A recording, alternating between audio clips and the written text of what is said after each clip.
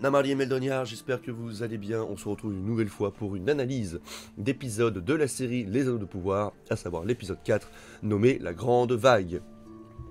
Bien entendu, il y aura une partie no spoil, qui sera la partie où vous êtes actuellement, et une partie spoil qui arrivera un peu plus tard, certainement 10 minutes plus tard dans la vidéo.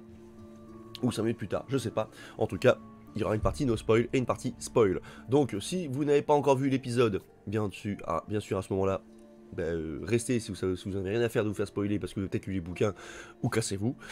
Et si vous n'avez pas vu l'épisode, et vous pouvez tout du moins écouter mon avis sur cet épisode pour la première partie, bien entendu, où je donnerai certainement aussi quelques petites théories, sans trop spoiler. Bien le bonjour Yavana, comment ça va? Bon app, merci. Effectivement, c'est l'heure des... Chocapic. Alors, non, je n'ai pas des cernes de l'enfer. Je reviens d'un week-end à Cidre et Dragon. Et comme j'ai fait du pirate tout le week-end, parce qu'on était sur la plage, d'ailleurs c'était marrant parce que certains d'entre vous, j'ai pu les rencontrer. C'était marrant, beaucoup d'entre vous, vous êtes venus sur la plage, on a pu discuter tout ça, donc c'est très sympathique. C'était très sympathique, mais voilà, donc du coup c'est pour ça que j'ai comme du liner, des restes de noir, justement parce que comme le soleil ça tape sur le sable, ça se répercute sur les yeux, et moi qui ai les yeux relativement verts, oui on dirait pas mais j'ai les yeux verts, ça fait mal aux yeux, donc mettre un peu de noir, ça aide. Véritable astuce, mettez du noir, ça aide, c'est comme les bédouins dans le désert. Et bon, passons du coup à l'analyse. Les gens du TikTok, venez sur Twitch. Alors, on va commencer par le meilleur. C'était un épisode qui développait beaucoup de personnages, il y avait beaucoup de petites intrigues qui étaient développées et de références au lore, ce qui était vachement cool pour cet épisode-là, parce que cet épisode-là se concentre avant tout sur Númenor, l'arc Arondir Bronwyn et l'arc Elrond Durin, avec l'arc Galadriel, Tarmiriel et Elendil. Donc il y avait vraiment, on était concentré sur ces trois choses-là. Il n'y avait pas de Halfelin, enfin de Harfoot durant cet épisode. Des pieds velus. Trop d'adjectifs pour les hobbits. La cinématographie et la musique de la scène de la poursuite des orques et de la scène finale à Númenor, franchement c'était cool. La course poursuite, tout ça, était vraiment très sympathique. J'en dirai pas plus. Les plans à Númenor, tout ça, la fin de l'épisode, tu te dis bon, ok. Remise en question du personnage qui se dit bon, ok, on va peut-être faire ce qu'elle propose. On va pas essayer d'être trop con. Donc, d'accord. Donc elle se bouge les fesses. Je vous ai dit, il y a la partie no spoil, donc je ne dirai pas de nom. À vous de deviner. On a un ton plus sombre quand même pour accompagner le retour du mal en terre du milieu. C'est un épisode qui... On sent que ça commence à bien se mettre en place et que le prochain épisode ça va chier quoi. Ça commence déjà à chier un peu, mais on sent que ça va chier bien plus. Et le personnage de Durin 4 et ses relations avec les autres personnages est vraiment très intéressante. On a une bonne évolution avec celui-ci et même avec Elrond. C'est très intéressant parce qu'on voit une belle évolution au niveau des deux personnages. Et même avec Disa, qui encore une fois est magistrale. Ouais, c'est mon petit déj. Merci du follow, Venator, Death. Comment ça va? Oui, j'étais à Cité Dragon ce week-end et non, je ne suis pas du coin, je suis de Paris. Venez sur Twitch pour venir discuter. Après, maintenant, on va passer un peu sur les parties un peu moins bonnes.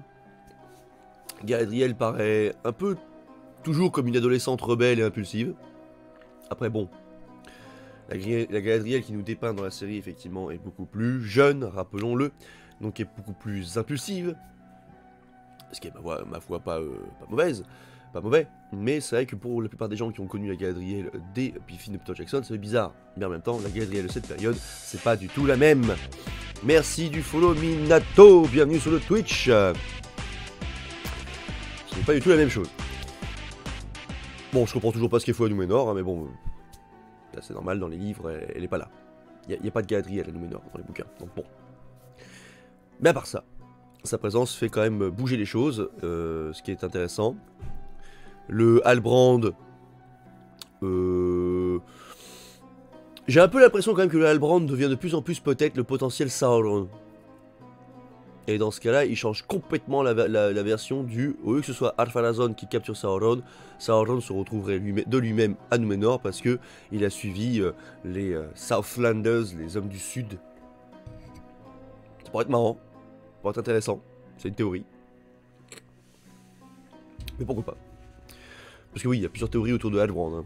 Le fait que ça pourrait être le roi que cela pourrait être le roi sorcier, que ça pourrait être le roi de l'armée des morts, plus tard, ou alors que ça pourrait être justement peut-être Sauron directement. Mais bon, on a le choix pour Sauron, que ce soit Adar, que ce soit l'homme météore, ou que ce soit lui, Halbrand. Donc, sacré bordel. Les gens du TikTok, venez sur Twitch, le lien dans la bio, si vous voulez venir discuter. Ensuite, on a un manque de subtilité quand même qui apparaît, qui transparaît dans le fait de montrer sitôt, attention c'est peut-être un spoil mais bon c'est au début de l'épisode, sitôt la submersion de Númenor, parce que, oui, Númenor disparaîtra lors d'une grande catastrophe marine, un peu comme l'Atlantide, et finira sous les eaux. Jack Sparrow, vous pouvez m'attraper le sèche-cheveux là-bas s'il vous plaît.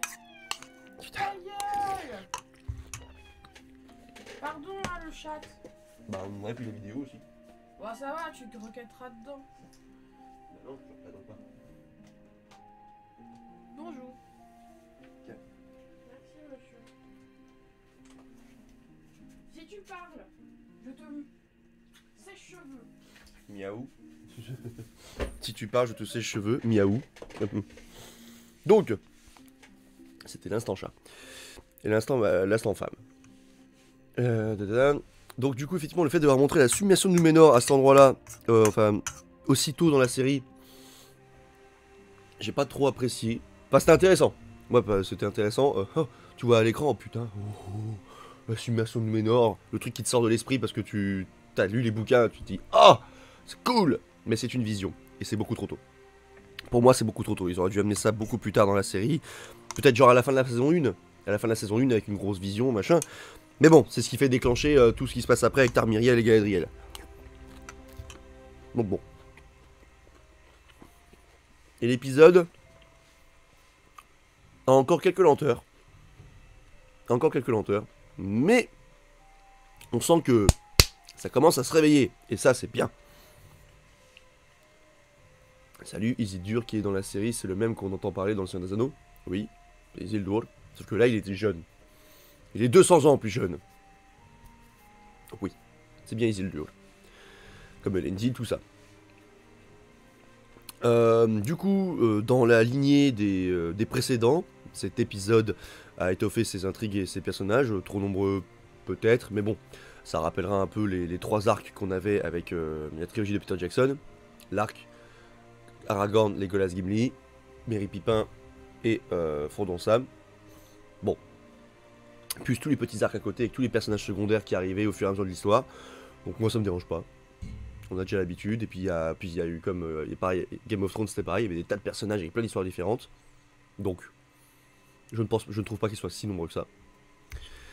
Bien qu'ils peinent encore à nous donner complètement confiance dans le scénario et dans ce voyage où tout risque de chute se fait finalement guetter et attendre, parce qu'on est tous en mode on attend des trucs. Et l'ensemble reste quand même vachement prometteur, et on attend plus. On a plus l'impression quand même que Halbrand se révèle en tant que Sauron, parce que bon, dans les bouquins, on sait que Sauron a pris des formes d'elfes, a pris des formes humaines, dans les livres. Donc, à voir. À voir, à voir.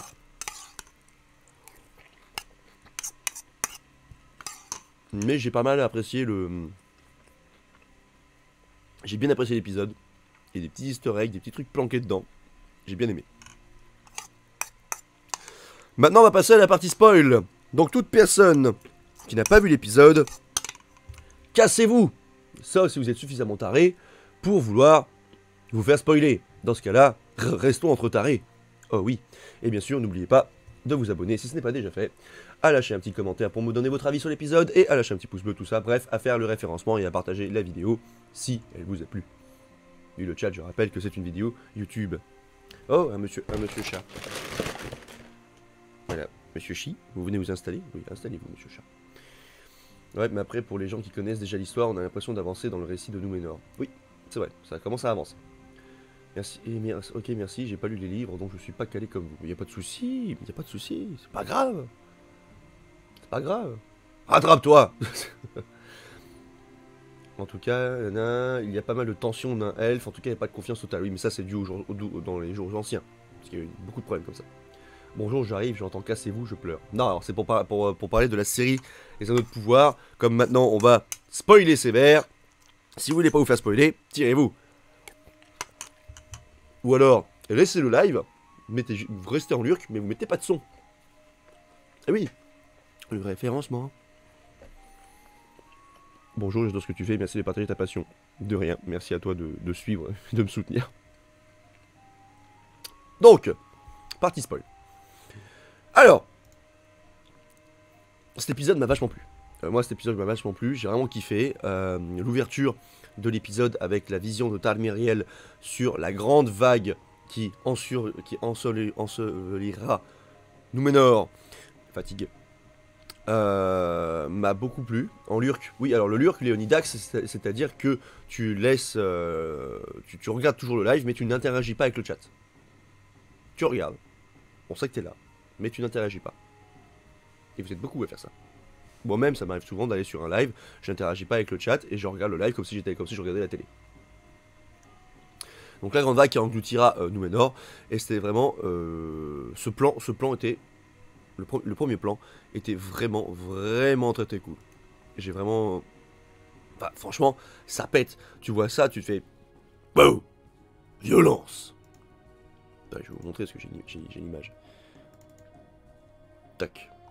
Voilà. Sans déconner. Ce plan-là, violence. Attends une seconde là. Je vais déplacer. Tac. Voilà.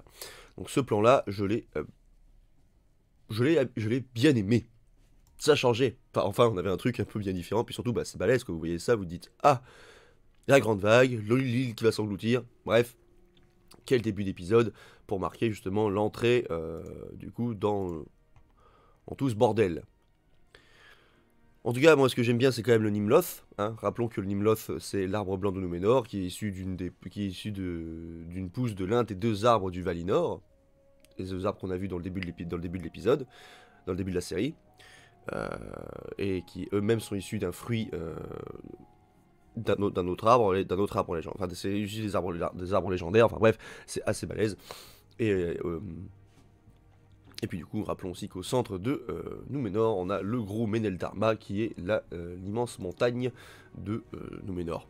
Qu'on verra plus tard dans la série, je pense, parce que c'est là-bas que sera construit le temple. Allez, pour Morgoth.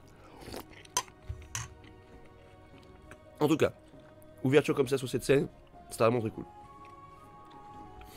Tout l'arc narratif qui se développe avec justement Elendil, Tarmiriel et Galadriel qui tentent de convaincre, et Halbrand qui à côté lui explique en mode hey, mais si tu veux convaincre quelqu'un, il faut lui vendre que ce que tu lui proposes, il en a besoin. Très intéressant, ce qui fait que beaucoup de gens, je pense, se demandent pas si c'est pas Sauron qui est en train de s'amuser avec Galadriel et la faire tourmenter pour lui mettre à l'envers.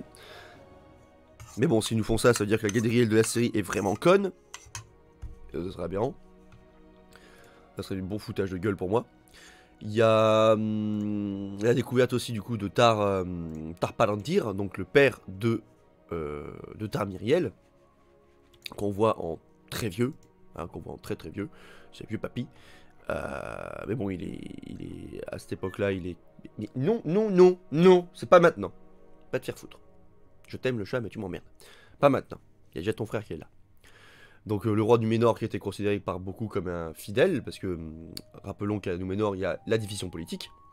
De toute manière c'est forcément une vision car l'arbre, je vais pas finir cette phrase. Oui de toute façon c'est forcément une vision, c'est une vision. Mais c'est bizarre qu'on ait une vision de Númenor aussitôt dans la destruction. Dans la série, c'est toujours le truc qui me dérange un peu. Mais bon, le Tar Palantir qui est le père de Tarmiriel, c'est pour ça que c'est la régente de Númenor, parce qu'elle n'est pas reine réellement, parce qu'il n'est pas mort. Le roi de Númenor était considéré par beaucoup comme un fidèle, il souhaitait que le royaume renoue avec ses racines elfiques d'antan, là où ses deux ou trois prédécesseurs commençaient à dire les elfes, allez vous faire foutre. Donc il voulait renouer avec justement les Eldar et les Valar, Mais ces efforts se soldèrent par un échec et déclenchèrent une rébellion populaire. Ce qui a l'air de peut-être se développer un peu, et alors que Tarmiriel a essayé de reprendre un peu ce que faisait le père, mais en calmant un peu les tensions, ce qui est expliqué dans la série d'ailleurs. Tar Palantir, il a créé les Palantirs, non? Non. Ah non, les Palantirs, c'est le fameux Féanor qui les aurait créés. On n'est pas extrêmement sûr de ça, mais apparemment, ce serait le grand Féanor, le créateur de Silmaril, qui aurait créé justement les Palantiri, à l'âge des arbres, donc des milliers d'années auparavant. Des milliers d'années auparavant. Quoi? Oui, alors tu vas... Oui, alors, Monsieur Chat me pète les couilles. Laissez-moi faire ma vidéo. Oui. Regardez-le. Regardez-le. Regardez-le. Regardez-le. Il nous emmerde. Va là-haut. Va là-haut. Voilà. Va là-haut. Va en haut de l'armoire. Installe-toi et arrête de me péter les roupies. Ton frère, lui, est tranquille ici. Casse pas les pieds, ton frère. Où en étais-je?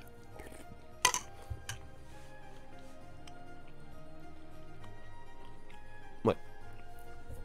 Donc l'arc narratif à Númenor, ça se développe bien. Avec à la fin notamment le fait que Tarmiriel, se remémorant la vision, se dit que bon, si des Valar, et surtout le Nimloth aussi qui perd ses feuilles, ils te mettent clairement une phrase du « Les fidèles pensent que quand l'arbre blanc commencera à perdre ses feuilles, c'est un signe des Valar pour dire qu'on fait de la merde. » Et elle le prend au pied de la lettre, et du coup elle décide de « Bon, eh ben écoutez, Gadriel, on va vous écouter, on va vous suivre, et je vais vous donner une armée, puis on va aller en terre du milieu. » En gros, comme ça, c'est vraiment le... Ok, bon bah je crois que les Valar sont en train de nous parler. On va écouter les fidèles cette fois-ci, ils ont peut-être raison. En tout cas j'ai bien aimé. Il y avait des petites scènes aussi qui étaient sympas. Genre... Alors certains d'entre vous m'ont fait des captures d'écran sur le Discord. Notamment... Première capture, celle-ci, une immense hache à double tranchant, qui serait la hache du coup qui a été portée par, ce qu'il m'a écrit, qui aurait été portée par Tuor, donc c'est la hache de Dramborleg. Dramborleg, on va regarder jusqu'en sur Tolkien, paf. Dramborleg était la grande hache que Tuor portait à Gondolin, notamment lors de la chute de la cité. Elle fut transmise ensuite à Eärendil, puis à Elros, premier roi de Númenor, et Eärendil étant son fils, son père. Cette arme fit partie du trésor des rois de Númenor, mais fut perdue lors de la submersion de l'île. Elle devait son nom au son qu'elle faisait lorsqu'elle frappait, à la fois sourd comme une massue et tranchant comme une épée. C'est la grande hache de Tuor, et du coup elle s'appelle, je l'ai dit, Dramborleg. Dramborleg. Pic. Voilà, Dramborleg. Donc je vous laisse me mettre sur pause sur le YouTube. Et donc du coup, nous avons Dramborleg ici, il semblerait. Alors un abonné à Spot c'est ça, est-ce qu'il a raison? Je ne sais pas, mais en tout cas j'aime beaucoup sa petite théorie. Et surtout aussi, un truc qui a été spotted et que moi j'ai remarqué tout de suite, ça a apparu pendant une petite seconde. Une petite seconde, ceux qui ont l'œil. Elle vous dit pas quelque chose cette épée? Elle vous parle pas, hein? Donc il semblerait que soit c'est un easter egg. Merci Titounet du follow, bienvenue sur le Twitch. Donc soit c'est un easter egg, soit c'est littéralement Narsil. Et dans ce cas, Narsil avec un côté un peu doré. Là où on a l'impression que toutes les armes à Númenor actuellement sont toutes dorées. Je sais pas, ils ont un truc avec l'or là-bas. Avec l'or dans la série.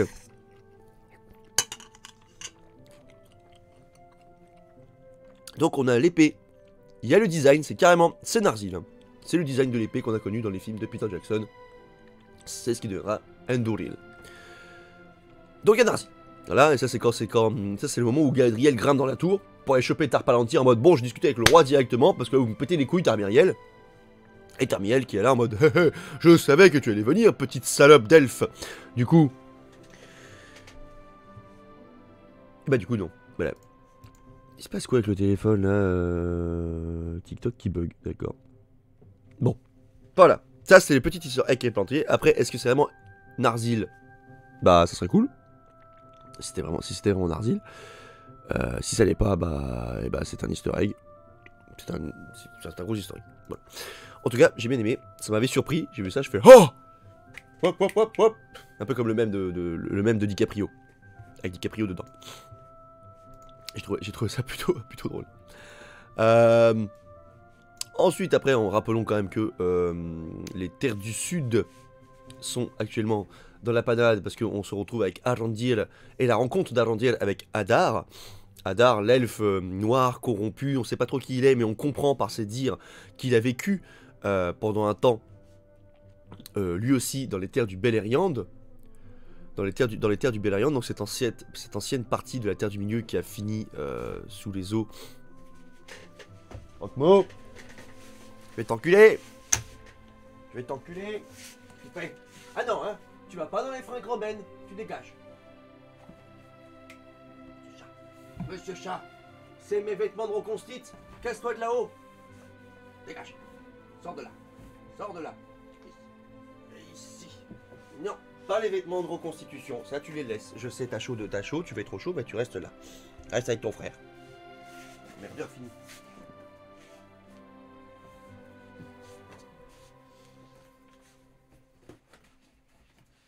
Ah.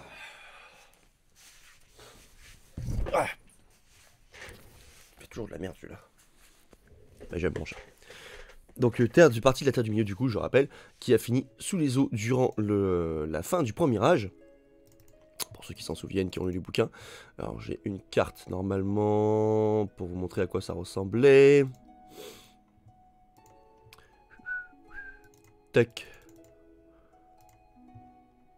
Voilà, la carte est là. Hop, on affiche. Et voilà.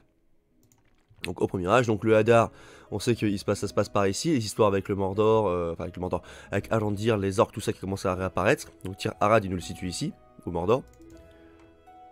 Là je zoome.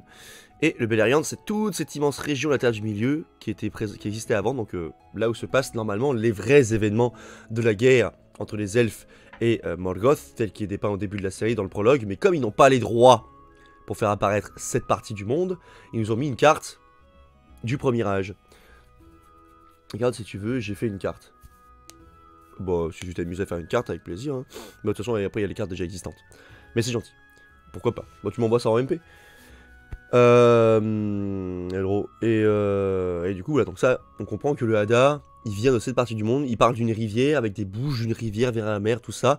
Donc c'est littéralement le fleuve Sirion, qui est ici, qui était bien plus long encore que le fleuve Anduin, qui est le plus long fleuve de la Terre du Milieu à l'époque de la guerre de l'anneau. Donc, on comprend que ce gars-là est quand même vachement âgé. Il y a deux théories qui circulent autour de ce perso. Actuellement, enfin deux théories, il y a des gens qui pensent que c'est soit l'elfe Maeglin, soit l'elfe Maglor, qui sont des fils de Fëanor. Parce que si je me trompe pas, c'est Maeglin ou Maglor qui a apporté un des Silmarils, donc les pierres prophétiques pour lesquelles ils sont partis, machin, durant le premier âge.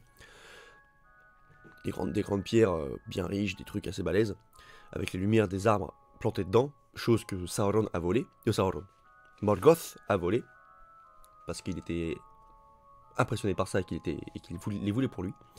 C'est ce qui a créé la grande guerre justement du premier âge, parce que les Noldor de Valinor sont venus pour lui péter sa mère, par vengeance des arbres, et par vengeance parce qu'il a buté des gens chez des Noldor, et parce que Fëanor, étant très imbu de lui-même, a voulu récupérer ses biens à lui. Parce que Morgoth lui a retourné le cerveau aussi, hein. Beau bordel, c'est un très beau bordel, mais je vous invite à aller regarder des vidéos sur la chaîne YouTube de Mémoire de la Terre du Milieu, ou encore de Tolkien en bref, ou même le Savoir des Anneaux, bref, c'est en description pour le YouTube, hein. C'est en description pour que vous puissiez aller checker ça et en apprendre un peu plus. Si vous n'avez pas lu les bouquins, il y a d'excellentes vidéos qui vous parlent de ça. Et sinon, venez sur Twitch pour en discuter. Donc, le Maglor qui aurait tenu justement un des Silmarils, mais comme du coup celui-ci a fait tellement de mal que le Silmaril du coup lui brûlait la peau, parce que le Silmaril les Silmarils sont des bijoux de pureté. Si vous avez fait du mal, ça vous crame. Voilà. Donc du coup, et celui-ci aurait eu la main brûlée avant de la jeter, et ce qui expliquerait pourquoi le personnage de Hadar porterait un gros gant sur sa main gauche pour protéger justement les dites blessures, les dites brûlures.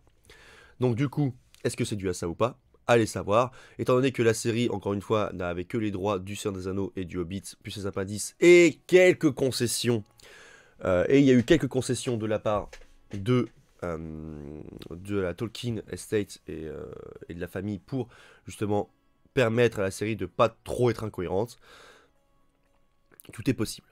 Donc ça c'est la théorie, concernant justement Maglor, d'ailleurs qui est mort apparemment. Normalement, enfin on sait qu'il est disparu, dans les bouquins on sait qu'il a disparu, mais on ne sait pas ce qu'il est devenu. On pense qu'il est mort. Voilà. Donc, il y a cette théorie-là autour du personnage d'Adar qui est quand même intéressante. Adar qui veut dire père en elfique. Et les orques l'appellent Adar. Arandir discute avec lui, il essaie de comprendre. Bah, vous êtes qui? T'es qui, mon gars? T'es qui, mon ref? Wesh! Et lui, il répond pas. Il lui dit juste, bah écoutez, je ne suis pas un dieu. En tout cas, pas encore. S'il porte à confusion, quand même. L'idée, c'est est-ce que ça ne serait pas un nouveau personnage qu'ils auraient créé pour justement. Enfin, de toute façon, c'est un nouveau personnage. Mais est-ce que ce serait un personnage qui serait, du coup, un concurrent à Sauron? Ou alors est-ce que c'est Sauron lui-même? C'est la question. De toute façon, c'est le bordel. C'est soit Sauron, c'est lui, soit c'est Halbrand, soit c'est l'homme météore. Tout le monde est paumé. Oui. Petit chat. Oui, petit chat, il est là. C'est pas l'elfe qui a trahi Gondolin.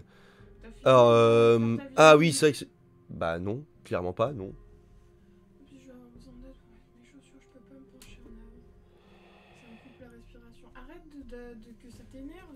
Mais ça m'énerve parce que ça fait des pauses au milieu et les gens, ils ont pas de temps à perdre. Mais c'est bon, tu recutteras pour YouTube et puis Je les cut gens, pas mon cœur, je mets tout de suite sur la chaîne, c'est ça le problème. Je m'en fous, les gens ils peuvent comprendre que j'ai une contracture musculaire qui Ça m'énerve. m'empêche de respirer correctement. Je t'ai vu assis les dragons et je n'ai pas osé venir te voir. Mais il fallait venir oser me voir, voyons. Il va pas vous bouffer. Venez, je vous le dis à chaque fois. Il mange que mon cul. Voilà, je mange le cul de ma femme. Viens, on va aller voir. Pourquoi tu enlèves jamais tes lacets? T'es relou.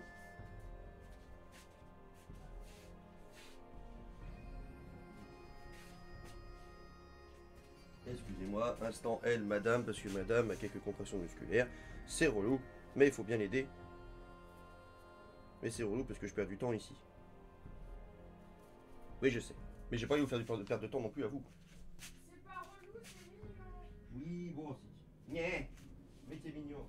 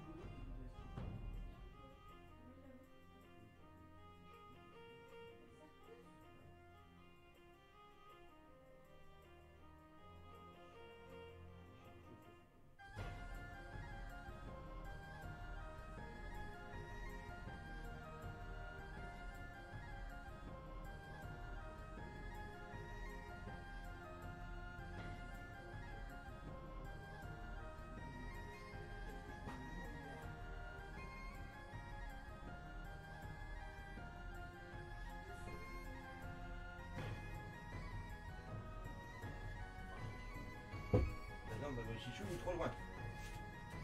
Antoine m'essuie. Excusez-moi, c'était l'instant fan. J'aime ma femme. Salut Chat et salut Gaëtan. Salut à Arbalès. Du coup, bonjour à tous. Du coup, je reprends. On était sur qui? On était sur Hadar, je crois. Oui, c'est ça. Donc, le Hadar, moi en tout cas, je suis très intrigué. J'aime beaucoup le jeu d'acteur de monsieur. C'est monsieur Maul. C'est Maul qui s'appelle? Je sais plus. Ouais, bref, le gars qui joue Benjen Stark. Merci, mon cœur. Le gars qui. Exactement, le gars qui joue Benjen Stark. Merci, What's up? Du follow d'ailleurs. Merci. Bienvenue sur le Twitch. L'idée que les orques sont vraiment à la recherche de la lame que Theo porte. Parce que vous savez, Theo dans l'épisode 3, non c'est dans l'épisode 2 ou 3, je sais plus, il récupère une lame un peu maudite, machin. Et à un moment donné, quand il revient du village avec son pote, enfin un pote qui l'a abandonné parce qu'ils sont partis là-bas pour aller chercher des vivres pour amener aux habitants qui ont fui justement leur village à Osterith, la tour de garde elfique.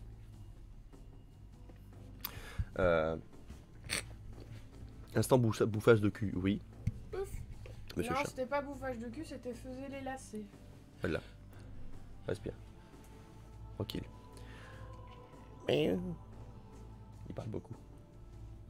Le chat parle. Donc du coup c'était assez intéressant. J'ai bien aimé du coup vraiment le côté la lame maudite. C'est un truc que le Hadar il veut récupérer parce que ça a l'air d'être un truc assez balèze. Et on comprend que ça a l'air d'être balèze que les orques dès qu'ils le voient, oh, donne ça tout de suite, bâtard. Le Theo qui s'échappe un peu de justesse, Arandir qui lui sauve les miches. Il y a eu un plan séquence. Le plan séquence de Theo qui traverse le village était vraiment sympa parce que du coup c'était un seul et même plan. De toute façon un plan séquence c'est ça, c'est le plan, ça bouge pas, on suit le personnage, il n'y a pas de cut. Et ça faisait du bien.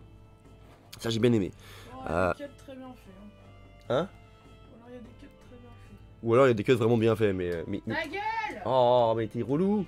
Oui, je donne la brosse à papa après, il brossera de côté. Oui. Donc c'était assez intéressant, sa fuite, quand il commence à discuter avec le vieux, qui en fait il fait tu crois que je t'avais pas vu? Tu crois que j'étais pas au courant que je m'avais piqué la petite épée dans ma grange? Petit merdeux! Mais fais gaffe! Tu connais Sauron? Tu connais Sauron? Hein? Tu sais que là son truc, cette épée là, c'est une épée qui nous a filée? C'est Sauron lui-même qui l'a fabriquée? Là tu te dis d'accord, donc en fait c'est une épée que Sauron a fabriquée, très bien, qu'il a donnée il semblerait aux hommes qui ont suivi Morgoth. Donc ça serait une épée légendaire, mais des hommes du mal. Mais c'est pas possible, l'univers il est pas canon là. Non, mais l'univers n'est plus canon. Il n'est pas canon l'univers. C'est une adaptation avec des trucs ultra libres de droit. Tiens, Enfin, ultra pas libres, pardon. appelle Chichou dans le panier.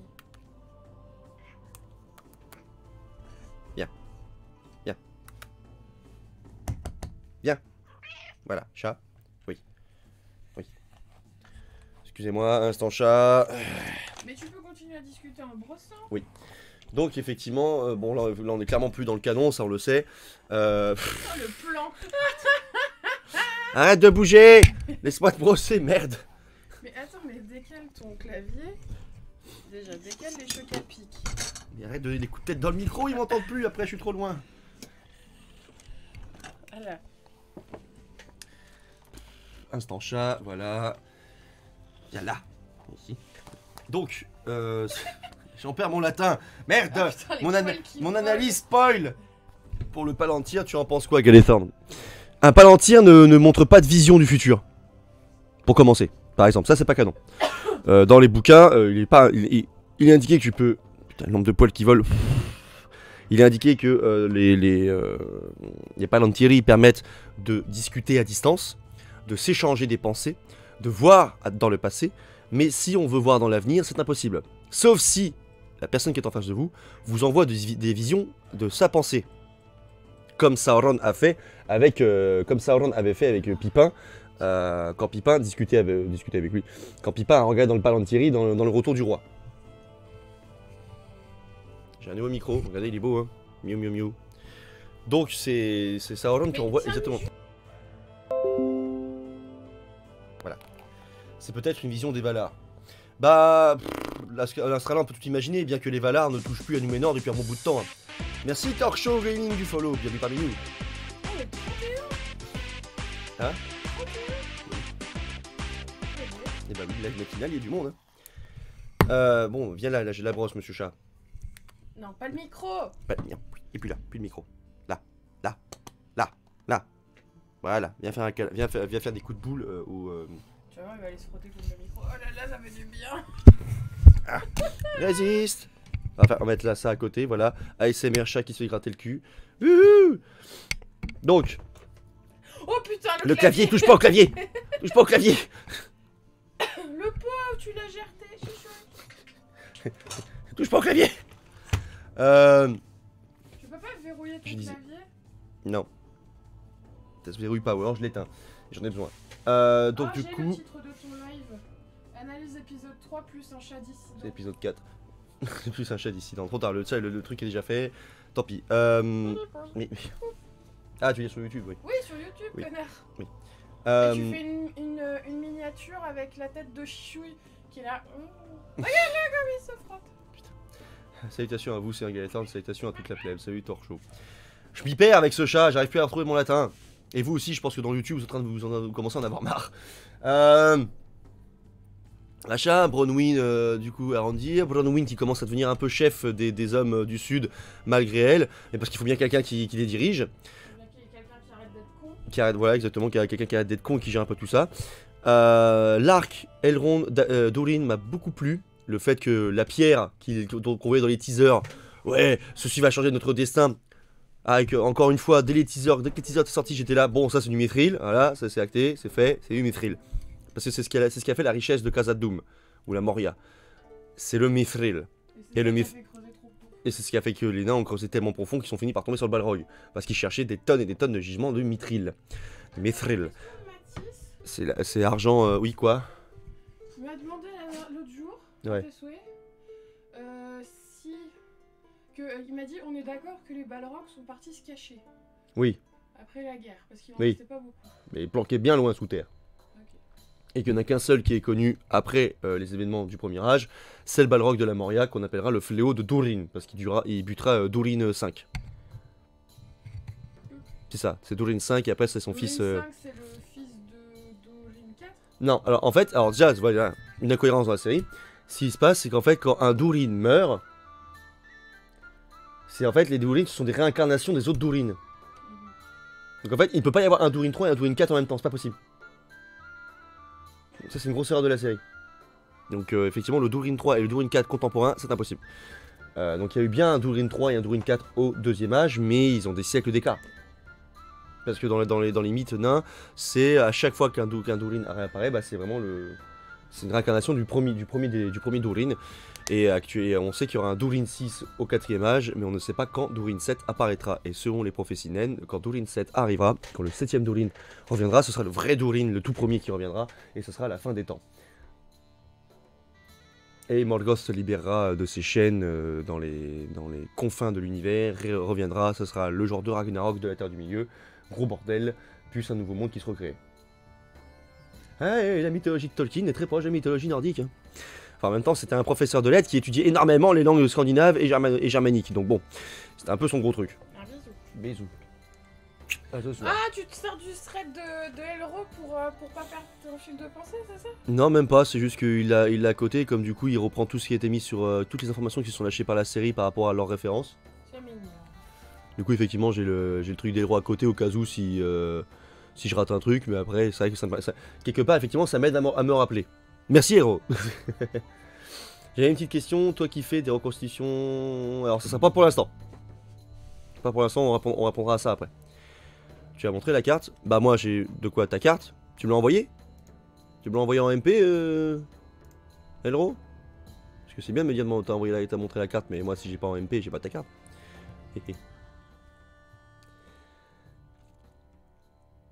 Ah oui, cette carte-là. Ah oui, effectivement. Merci Elroy, effectivement, c'est vrai. Alors Elroy, il s'était fait chier à faire une petite carte justement justement des Southlands. Et c'est vrai que quand on regarde la carte des premiers épisodes, qui est en toute petite, hein, on voit des lieux indiqués, mais c'est pas ultra visible, malheureusement. Donc Elroy, il s'est fait chier à rajouter justement des petits points pour que les gens s'y retrouvent. Donc effectivement, le Rodwin est bien derrière Tir Harad, tout au fond. Il y a Odern, Tir Harad au milieu et Ostirith qui est basé là. Donc on est vraiment dans la partie nord du Mordor, donc on est dans la partie ce qu'on appellera plus tard la plaine de Gorgoroth. Donc oui, effectivement, bah, donc, vu que Elrohir a beaucoup plus de temps que moi pour pouvoir faire ça, il s'amuse à faire ça. Et c'est pratique qu'on a plus de temps. Moi j'ai moins de temps. Et puis du coup tu me l'as envoyé là, ok. Très bien, très bien. Du coup, ouais, effectivement, moi j'ai un peu moins de temps pour pouvoir me permettre de faire ça. On était où? Oui, donc du coup, le fait que Durin il pensait que Elrond était là, envoyé par Gil-galad en mode ouh, on veut votre secret. Alors qu'il était juste là en mode mais non, moi je vais voir mon pote. Je vais voir mon pote et en même temps te dire voilà, on aura bien discuté avec vous, on aura bien faire un truc avec vous, avec les elfes, pour construire une immense forge à Ostinville avec Celebrimbor. D'ailleurs, cette scène-là, on la voit, c'est très intéressant. On sent que le Celebrimbor il est en mode ouais, les nains ils m'aiment pas trop. Les nains ils m'aiment pas trop pour l'instant. Salut à 32, quand tu vas. Donc il y a une petite aminosité, c'est normal, entre les nains et les elfes il y a une aminosité depuis le premier âge. Mais en tout cas, j'ai bien aimé le fait aussi qu'il y a un éboulement qui se produit et du coup, Elrond il dit mais n'y allez pas, c'est trop dangereux. Et Durin qui dit quand même, hey, il y a 4 nains là-bas, je vais les sauver, j'en ai rien à péter. Et du coup, on voit juste après une scène où on a Disa et des nains et des naines autour d'elle qui sont en train de faire une complainte, une prière à la montagne. C'était cool à voir. Et Elrond qui constate la connexion entre les nains et vraiment la roche, la pierre, d'où ils viennent, la terre qui tremble, ce genre de choses, et qui est là, mais qu'est-ce que c'est que ça? Bah c'est la montagne qui nous répond. J'ai trouvé ça cool. J'ai trouvé ça cool. Et Durin qui va ensuite discuter avec Elrond parce que bah Durin il a du mal à supporter son père. Et Elrond qui fait tout un petit monologue qui est vraiment très beau. Dans le sens où bah, il se demande quand même ce que pense son père de lui, parce que son père n'est pas mort, vu qu'il a été mis dans le ciel. À ce soir mon cœur, je t'aime. Oh d'accord, j'arrive. Allez, un bisou.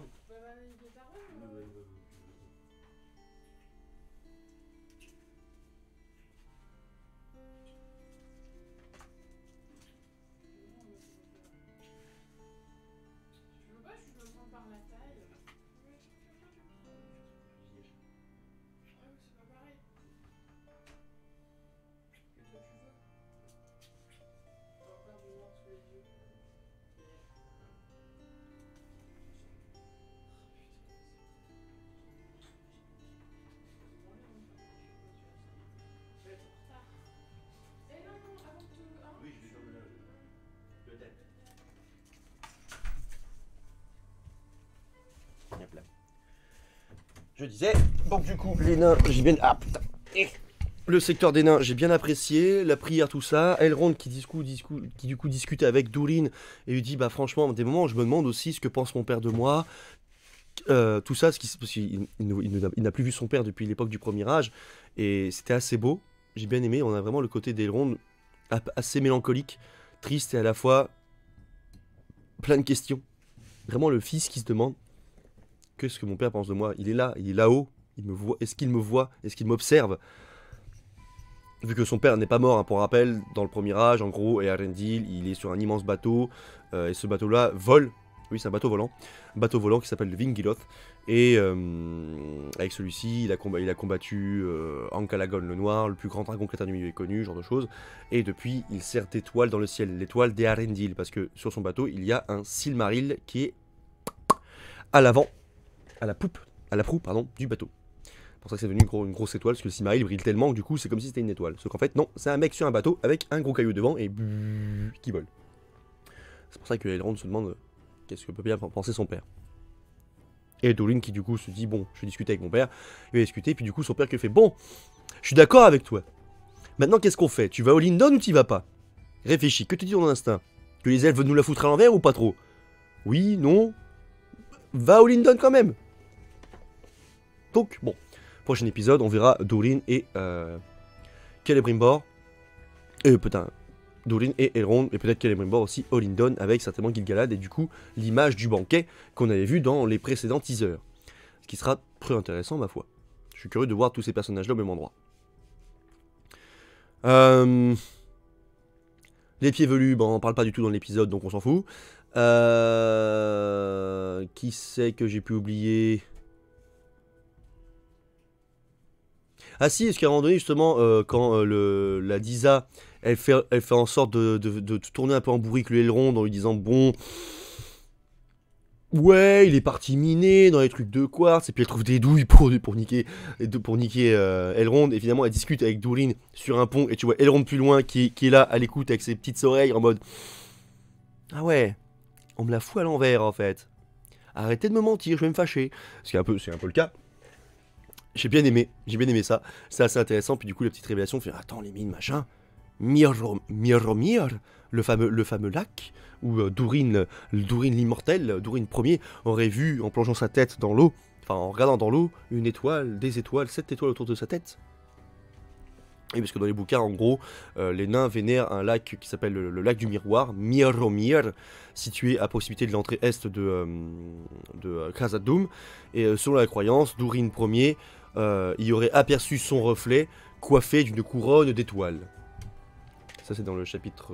c'est dans le livre 2, chapitre 5 5 ou 4, je sais plus. En tout cas c'est dans les bouquins. Donc c'était très... j'ai bien aimé, voilà, j'ai bien aimé. Puis en plus la forme du minerai était très intéressant. Toujours un petit détail que j'ai quand même apprécié à Númenor et qu'on voit beaucoup sur le costume de Ar-Pharazôn, c'est qu'il a énormément d'écussons sur lui, qui du coup, sur sa tunique, qui symbolise les nombreuses guildes de Númenor. Et ça j'ai trouvé ça très cool comme truc d'ailleurs. Donc j'ai vraiment bien aimé ces petits détails. Et sinon les orques dans cet épisode sont excellents. Les orques sont géniaux. Les orques de la série sont cool. Et ça fait plaisir. C'est pour ça le rapport avec Durin, les 7 étoiles. Durin 7, les 7 étoiles. Je crois que c'est en rapport avec ça, oui. Je me suis pas posé la question, donc il faudrait relire les bouquins. Les très gros avantages d'une série, c'est que c'est plus simple de développer un personnage, son histoire, son caractère, son objectif annexe, et forcément, on va s'attacher bien plus au personnage. Déjà que les films et les livres ont énormément permis de s'attacher, mais la série, ça va être encore ça va faire encore couler de l'encre. Surtout que la série nous met des tas de personnages qui n'existent pas. Donc forcément, ils ont de quoi broder, ils ont de quoi créer. On voit quand même encore d'autres femmes naines chez les nains, qui n'ont toujours pas de barbe. Ah, voilà, toujours pas de barbe. Les hommes nains qui ont toujours une barbe dégueulasse. Alors que pourtant, même Durin, qui est quand même censé être Durin 3 ou le Durin 4 qui est censé être roi et l'autre prince, ont des barbes qui ne sont même pas, elles sont tressées. Même pas c'est des barbes tressées, même pas c'est des barbes bien traitées. Je sais pas ce qu'ils ont eu la série avec les barbes chez les nains, mais ils les ont pas respectées. C'est littéralement la civilisation, ouais bah ils ont de la barbe parce qu'ils ont de la barbe, voilà. Sauf que la barbe c'est quand même l'attribut principal des nains. Ils en prennent soin. Vous avez qu'à regarder le Hobbit. Tous les personnages nains ont tous une barbe tressée différemment, bien traitée et tout. C'est ça les nains. Ils sont les nains comme ça dans la série. Ça me fait chier. Toujours le problème avec les barbes. Ça me rembarge. Ça m'emballe. Non, oui, alors je me suis maquillé les yeux, mais ça date de ce week-end, ça, je vous expliquerai plus tard. Les gens du TikTok, venez sur Twitch pour discuter. Donc du coup, ouais, je pense que j'ai fait un peu le tour. Je pense que j'ai fait un peu le tour de tout ce que j'avais à dire. Je suis très curieux de voir les prochains épisodes. Est-ce que Halbrand va se révéler en tant que Sauron? Bonne question. Est-ce que c'est l'homme météore? Est-ce que c'est Hadar? Même si je pense que le Hadar c'est certainement justement un concurrent. Ou alors peut-être qu'un gars qui est aussi au service de Sauron et qui du coup commence à rassembler les orques autour de lui pour... je sais pas, préparer le bordel. On comprend que Ostelith va se faire attaquer, ça c'est sûr. Les orques dans le prochain épisode à mon avis vont attaquer Ostelith sans problème. Bien vu, Adrien Von Ziegler en fond. Adrien Von Ziegler c'est libre de droit, donc du coup c'est pratique. Donc ouais, c'est un épisode prometteur. On sent que là, le prochain épisode, on va commencer à avoir beaucoup de petits trucs. Ça va être très intéressant. Effectivement, l'homme météore fait toujours penser à qu'on appelle ça, à un mage. Des théories qui voudraient que ce soit un mage. Peut-être, peut-être pas, j'en sais rien. Après, sinon, la version française, elle pue toujours la merde en version au niveau des traductions, des noms propres et aussi des phrases, ce genre de choses. On en avait discuté jeudi dernier avec justement les camarades du conseil de la Terre du Milieu. D'ailleurs je vous conseille d'aller sur la chaîne YouTube de Elrohir parce que tous les vendredis il met une rediffusion d'un live qu'on fait le jeudi. Donc d'ailleurs live que je vous conseille de venir à chaque fois tous les jeudis, que je fais aussi sur ma chaîne et lui il fait sur la sienne, où on discute avec d'autres camarades de la Terre du Milieu comme RN10 de Númenor, de la chaîne Arda, Tolkien en brief, Mémoire de la Terre du Milieu, on a de temps en temps le Savoir des Anneaux aussi, bref. Tout plein de beau monde, Vardamir, pour discuter de la Terre du Milieu et des théories qu'on a autour de ça. Il y avait Adi Mensum aussi qui était là, je crois, la semaine dernière, je sais plus. Bon, enfin bref. Donc, je pense que j'ai dit tout ce que j'avais à dire. Ouais, je suis juste très hypé, là. Ça commence à bien se développer, je suis content. J'y connais rien, mais l'univers a l'air grave stylé. Bah, il y a des chaînes YouTube après pour ça. Donc, je vous partagerai ça dans le chat, là. En tout cas, encore une fois, merci d'avoir suivi cet épisode, j'espère qu'il vous aura plu. Sinon, merci d'avoir suivi cette analyse et mon avis et mes théories, tout ça. N'hésitez pas à partager la vidéo si c'est pas déjà fait, à vous abonner si ce n'est pas déjà fait non plus, à commenter tout ça, à me dire ce que vous avez pensé de l'épisode et qu'est-ce que vous avez comme théorie ou analyse. Je lirai ça avec plaisir en commentaire. Et d'ici là, je vous dis à la prochaine, donc je vous dis à plutôt lundi prochain pour l'épisode du coup 5 de la série Le Seigneur des Anneaux, de pouvoir. Merci chat historien du follow et je vous fais des bisous YouTube. À marier.